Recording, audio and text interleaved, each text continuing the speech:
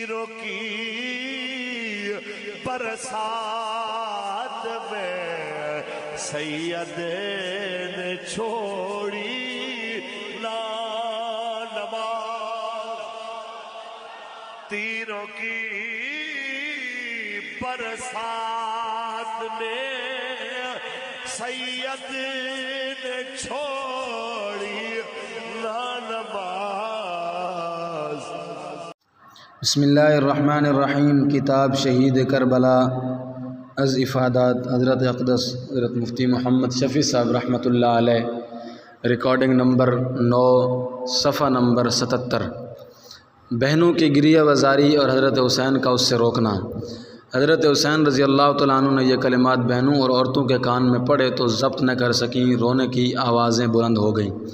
حضرت حسین نے اپنے بھائی عباس کو بھیجا کہ ان کو نصیحت کر کے خاموش کر دیں، اور اس وقت فرمایا کہ اللہ تعالیٰ ابن عباس پر رحم فرمائے، انہوں نے صحیح کہا تھا کہ عورتوں کو ساتھ نہ لے جاؤ۔ حضرت حسین رضی اللہ تعالیٰ عنہ کا درد انگیز خطبہ۔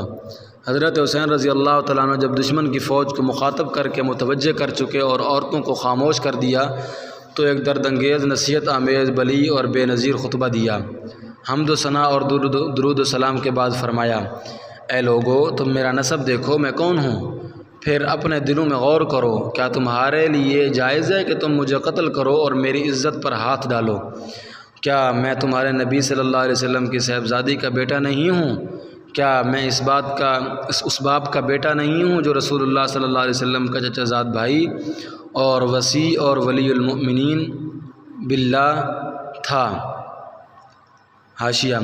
حضرت حسین کے خطبہ کے یہ الفاظ ابن اسیر نے نقل کیے ہیں، اور میں نے شروع رسالہ میں اس پر تنبیہ کر دی ہے کہ میں نے تاریخی حیثیت سے ابن اسیر کے تاریخ کو مستند سمجھ کر اس کی روایات نقل کی ہیں، لیکن اس کا مستند ہونا صرف تاریخی وجوہ تک ہے۔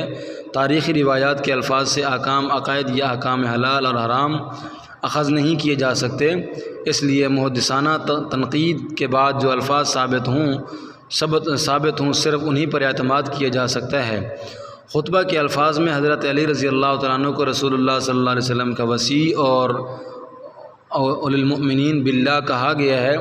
اول تو ان دونوں لفظوں سے وہ بات ثابت نہیں ہوتی جو اہل تشیع و سنت کے خلاف بیان کرتے ہیں، باقی صفحہ نمبر 78 پر ہے۔ کیا سید الشہداء حمزہ میرے باپ کے چچا نہیں تھے؟ کیا جعفر طیار میرے چچا نہیں تھے؟ کیا تمہیں یہ حدیث مشہور نہیں پہنچی کہ رسول اللہ صلی اللہ علیہ وسلم نے مجھے اور میرے بھائی حسن کو سیدہ شباب اہل الجنہ اور قرۃ عین اہل سنت فرمایا ہے؟ اگر تم میری بات کی تصدیق کرتے ہو، اور واللہ میری بات بالکل حق ہے، میں نے عمر بھر کبھی جھوٹ نہیں بولا جب سے مجھے یہ معلوم ہوا کہ اس سے اللہ تعالیٰ ناراض ہوتا ہے۔ اگر تمہیں میری بات کا یقین نہیں تو تمہارے اندر ایسے لوگ موجود ہیں جن سے ان کی تصدیق ہو سکتی ہے۔ پوچھو جابر بن عبداللہ سے، دریافت کرو ابو سعید سے یا سہل بن سعد سے، معلوم کرو زید بن ارقم یا انس سے، وہ تمہیں بتلائیں گے کہ بے شک یہ بات انہوں نے رسول اللہ صلی اللہ علیہ وسلم سے سنی ہے۔ کیا یہ چیزیں تمہارے لیے میرا خون بہانے سے روکنے کو کافی نہیں؟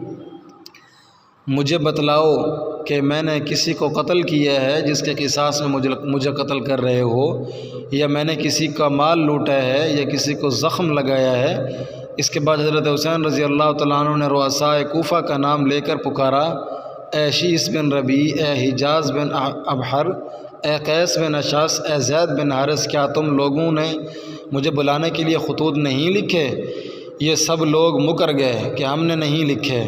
حضرت حسین نے فرمایا کہ میرے پاس تمہارے خطوط موجود ہیں۔ بقیہ حاشیہ۔ بالفرض ان لفظوں کے وہی معنی لیے جائیں تو پھر ابن اسیر کی یہ روایت میں دوسری احادیث صحیح روایت کے مقابلہ میں متروک ہوگی، جس کی تفصیل اپنے موقع پر مذکور ہے۔ یہ جگہ ان بحثوں کی نہیں۔ رسالہ تذکرہ کراچی میں اس پر تنقید کی گئی تھی، اس لیے ان کے شکریہ کے ساتھ اس حاشیہ کا اضافہ کرتا ہوں، اور بھی چند جگہ لفظی اصطلاحات کا مشورہ قبول کر کے ترمیم کر دی گئی ہے۔ محمد شفیع 2 محرم سن 76۔ اس کے بعد فرمایا، اے لوگو، اگر تم میرا آنا پسند نہیں کرتے تو مجھے چھوڑ دو، میں کسی ایسی زمین میں چلا جاؤں گا جہاں مجھے امن ملے۔ قیس بن اشعث نے کہا آپ اپنے چچا زاد بھائی ابن زیاد کے حکم پر کیوں نہیں اتر آتے؟ وہ پھر آپ کے بھائی ہیں، آپ کے ساتھ برا سلوک نہ کریں گے۔ حضرت حسین رضی اللہ تعالیٰ عنہ نے فرمایا کہ مسلم بن عقیل کے قتل کے بعد بھی تمہاری یہی رائے ہے؟ واللہ میں کبھی اس کو قبول نہ کروں گا۔ یہ فرما کر حضرت حسین گھوڑے سے اتر آئے۔ اس کے بعد زہیر بن القین کھڑے ہوئے اور ان لوگوں کو نصیحت کی کہ آل رسول کے خون سے باز آ جائیں، اور بتلایا کہ اگر تم اپنی اس حرکت سے باز نہ آئے اور ابن زیاد کا ساتھ دیا تو خوب سمجھ لو کہ تم کو بھی ابن زیاد سے کوئی فلاح نہ پہنچے گی، وہ تم کو بھی قتل و غارت کرے گا۔ ان لوگوں نے زہیر کو برا بھلا کہا اور ابن زیاد کی تعریف کی اور کہا کہ ہم تم سب کو قتل کر کے ابن زیاد کے پاس بھیجیں گے۔ زہیر نے پھر کہا ظالمو اب بھی ہوش میں آؤ، فاطمہ کا بیٹا سمیہ کے بیٹے ابن زیاد سے زیادہ محبت و اکرام کا مستحق ہے۔ اگر تم ان کی امداد نہیں کرتے تو ان کو اور ان کے چچا زاد بھائی یزید کو چھوڑ دو کہ وہ آپس میں نبٹ لیں۔ بخدا یزید بن معاویہ تم سے اس پر ناراض نہ ہوگا۔ جب گفتگو طویل ہونے لگی تو شمر نے پہلا تیر ان پر چلا دیا۔ اس کے بعد حر بن یزید جب طائب ہو کر حضرت حسین کے لشکر میں شامل ہو گئے تھے، آگے بڑھے اور لوگوں کو خطاب کیا، اے اہل کوفہ، تم ہلاک و برباد ہو جاؤ۔ کیا تم نے ان کو اس لیے بلایا تھا کہ وہ آ جائیں اور تم ان کو قتل کرو؟ تم نے کہا تھا ہم اپنی جان و مال آپ پر قربان کریں گے، اور اب تم ہی ان کے قتل کے درپے ہو۔ ان کو اس کی بھی اجازت نہیں دیتے کہ خدا کی طویل و عریض زمین میں کہیں چلے جائیں جہاں ان کو اور اہل بیت کو امن ملے۔ ان کو تم نے قیدیوں کی مثل بنا لیا ہے اور دریائے فرات کا جاری پانی ان پر بند کر دیا ہے، جس کو یہودی نصرانی مجوسی سب پیتے ہیں اور جس میں اس علاقے کے خنزیر لوٹتے ہیں۔ حضرت حسین رضی اللہ تعالیٰ عنہ اور ان کے اہل بیت پیاس سے بے ہوش ہو رہے ہیں۔ تم نے محمد صلی اللہ علیہ وسلم کے بعد ان سے ان کی اولاد کے بارے میں نہایت شرمناک سلوک کیا۔ اللہ تعالیٰ قیامت کے روز تم کو پیاسا رکھے اگر توبہ نہ کرو اور اپنی حرکت سے باز نہ آؤ۔ اب حر بن یزید پر بھی تیر پھینکے گئے اور واپس آ گئے۔ حضرت حسین رضی اللہ تعالیٰ عنہ کے آگے کھڑے ہو گئے۔ اس کے بعد تیر اندازی کا سلسلہ شروع ہو گیا۔ پھر گھمسان کی جنگ ہوئی، فریق مخالف کے بھی کافی آدمی مارے گئے۔ حضرت حسین رضی اللہ تعالیٰ عنہ کے رفقا بھی بعض شہید ہوئے۔ حر بن یزید نے حضرت حسین کے ساتھ ہو کر شدید قتال کیا، بہت سے دشمنوں کو قتل کیا۔ مسلم بن عوسجہ رضی اللہ تعالیٰ عنہ زخمی ہو کر گر گئے۔ حبیب بن مطہر رضی اللہ تعالیٰ عنہ ان کے پاس آئے اور ان کہا کہ جنت کی خوشخبری تمہارے لیے ہے۔ اگر میں یہ جانتا کہ میں بھی تمہارے پیچھے شہید ہونے والا ہوں تو میں تم سے تمہاری وصیت دریافت کرتا۔ اور انہوں نے کہا کہ ہاں میں ایک وصیت کرتا ہوں۔ حضرت حسین رضی اللہ تعالیٰ عنہ کی طرف اشارہ کر کے کہا جب تک زندہ ہو ان کی حفاظت کرنا۔ ان کے بعد شقی و بدبخت شمر نے چاروں طرف سے حضرت حسین اور ان کے رفقا پر حلہ بول دیا۔ حضرت حسین رضی اللہ تعالیٰ عنہ کے رفقا نے بڑی بہادری سے مقابلہ کیا۔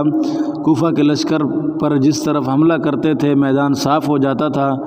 جب عروہ بن قیس نے یہ حالت دیکھی تو عمر بن سعد سے مزید کمک طلب کی اور شیس بن ربیع سے کہا تم کیوں آگے نہیں بڑھتے؟ اس وقت شیس سے نہ رہا گیا اور کہا کہ تم سب گمراہ ہو۔ ابن علی جو اس وقت روئے زمین پر سب سے بہتر ہیں ان سے قتال کرتے ہو اور سمیہ زانیہ کے لڑکے ابن زیاد کا ساتھ دیتے ہو۔ عمر بن سعد نے جو کمک اور تازہ دم پانسو سپاہی بھیجے یہ آ کر مقابلہ پر ڈٹ گئے۔ اصحاب حسین نے ان کا بھی نہایت بہادری سے مقابلہ کیا اور گھوڑے چھوڑ کر میدان میں پیادہ آ گئے۔ اس وقت بھی حر بن یزید نے سخت قتال کیا اور اب دشمن نے خیموں میں آگ لگانا شروع کی۔ گھمسان کی جنگ میں نماز ظہر کا وقت۔ حضرت حسین رضی اللہ تعالیٰ عنہ کے اکثر رفقا شہید ہو چکے تھے اور دشمن کے دستے حضرت حسین کے قریب پہنچ چکے تھے۔ ابو شمامہ سائدی نے عرض کیا کہ میری جان آپ پر قربان ہو، میں چاہتا ہوں کہ آپ کے سامنے قتل کیا جاؤں، لیکن یہ دل چاہتا ہے کہ ظہر کا وقت ہو چکا ہے، یہ نماز ادا کر کے پروردگار کے سامنے جاؤں۔ حضرت حسین نے بآواز بلند فرمایا، جنگ ملتوی کرو یہاں تک کہ ہم نماز پڑھ لیں۔ ایسی گھمسان جنگ میں کون سنتا تھا؟ طرفین سے قتل و قتال جاری تھا اور ابو شمامہ اسی حالت میں شہید ہو گیا۔ اس کے بعد حضرت حسین نے اپنے چند اصحاب کے ساتھ نماز ظہر صلاۃ الخوف کے مطابق ادا فرمائی۔ نماز کے بعد پھر قتال شروع کیا۔ اب یہ لوگ حضرت حسین تک پہنچ چکے تھے۔ حنفی حضرت حسین کے سامنے آ کر کھڑے ہو گئے، سب تیر اپنے بدن پر کھاتے رہے یہاں تک کہ زخموں سے چور ہو کر گر گئے۔ اس وقت زہیر بن القین نے حضرت حسین کی مدافعت میں سخت قتال کیا یہاں تک کہ وہ بھی شہید ہو گئے۔ اس وقت حضرت حسین رضی اللہ تعالیٰ عنہ کے پاس بجز چند رفیقوں کے کوئی نہ رہا تھا، اور یہ رفقا بھی دیکھ رہے تھے کہ ہم نہ حضرت حسین کو بچا سکتے ہیں نہ خود بچ سکتے ہیں۔ تو اب ان میں سے ہر شخص کی یہ خواہش تھی کہ حضرت حسین کے سامنے پہلے شہید ہو جاؤں، اس لیے ہر شخص نہایت شدت و شجاعت سے مقابلہ کر رہا تھا۔ اسی میں حضرت حسین کے بڑے صاحبزادے علی اکبر یہ شعر پڑھتے ہوئے آگے بڑھے، انا بن علی بن حسین بن علی نحن ورب البیت اول البنی، یعنی میں حضرت حسین بن علی کا بیٹا ہوں، قسم ہے رب البیت کی کہ ہم رسول اللہ صلی اللہ علیہ وسلم سے قریب تر ہیں۔ کم بخت مرہ بن منقذ نے ان کو نیزہ مار گرا دیا۔ پھر کچھ اور شقی آگے بڑھے اور لاش کے ٹکڑے ٹکڑے کر دیے۔ حضرت حسین رضی اللہ تعالیٰ عنہ سامنے آئے اور کہا، خدا تعالیٰ اس قوم کو برباد کرے جس نے تجھ کو قتل کیا ہے۔ یہ لوگ اللہ تعالیٰ کے معاملہ میں کیسے بے وقوف ہیں، تیرے بعد اب زندگی پر خاک ہے۔ ان کی لاش اٹھا کر خیمہ کے پاس لائی گئی۔ عمر بن سعد نے قاسم بن حسن رضی اللہ تعالیٰ عنہ سے تلوار ماری کہ سر پر تلوار ماری اور وہ گرے، اور ان کے منہ سے نکلا یا عمّا، تو حضرت حسین رضی اللہ تعالیٰ عنہ دوڑ کر ان کو سنبھالا اور عمر پر تلوار سے حملہ کیا، کونی سے ان کا ہاتھ کٹ گیا۔ حضرت حسین نے اپنے بھتیجے قاسم کی لاش کو اپنے کاندھے پر اٹھا کر لائے اور اپنے بیٹے اور دوسرے اہل بیت پر برابر لٹا دیا۔ اب حضرت حسین رضی اللہ تعالیٰ عنہ تقریباً تنہا بے یار و مددگار رہ گئے، لیکن ان کی طرف بڑھنے کی کسی کو ہمت نہیں ہوئی۔ اسی طرح بہت دیر تک یہی کیفیت رہی کہ جو شخص آپ کی طرف بڑھتا اسی طرح لوٹ جاتا، اور حضرت حسین رضی اللہ تعالیٰ عنہ قتل اور اس کے گناہ کو اپنے سر لینا نہ چاہتا تھا، یہاں تک کہ قبیلہ کندہ کا ایک شقی القلب مالک بن نصیر آگے بڑھا اور حضرت امام حسین رضی اللہ تعالیٰ عنہ کے سر پر تلوار سے حملہ کیا۔ آپ شدید زخمی ہو گئے۔ اپنے چھوٹے صاحبزادے عبداللہ کو بلایا اور اپنی گود میں بٹھا لیا۔ بنی اسد کے ایک بد نصیب نے ان کو بھی تیر مار کر ہلاک کر دیا۔ حضرت حسین رضی اللہ تعالیٰ عنہ اس معصوم بچہ کا خون لے کر زمین پر بکھیر دیا اور دعا کی، یا اللہ تو ہی ان ظالموں سے ہمارا انتقام لے۔ حاشیہ: بعض واقعات شہادت لکھنے والوں نے عبداللہ رضی اللہ تعالیٰ عنہ کو علی اصغر لکھا ہے، مگر مستند یہ ہے کہ علی اصغر حضرت علی بن حسین زین العابدین کا نام ہے جو شہید نہیں ہوئے۔ اس وقت حضرت حسین رضی اللہ تعالیٰ عنہ کی پیاس حد کو پہنچ چکی تھی۔ آپ پانی پینے کے لیے دریائے فرات کے قریب تشریف لے گئے۔ ظالم حسین بن نمیر نے آپ کے منہ پر نشانہ کر کے تیر پھینکا جو آپ کو لگا اور آپ دہن مبارک سے خون جاری ہو گیا۔ انا للہ و انا الیہ راجعون۔ واللہ اعلم بالصواب۔